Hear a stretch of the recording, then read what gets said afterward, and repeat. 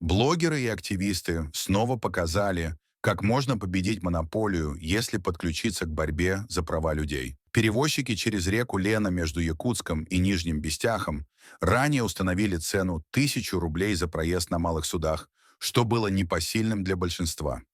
Однако монополия рухнула, когда на рынок вошла местная компания «Сулуус», предложившая тариф в 500 рублей. Между конкурентами начались разборки в стиле 90-х с угрозами, черным пиаром и доносами в проверяющие органы. Дошло до того, что тариф упал до 300 рублей. Борьба воодушевила местных жителей и привлекла блогеров и предпринимателей. Все они встали на защиту Сулуса.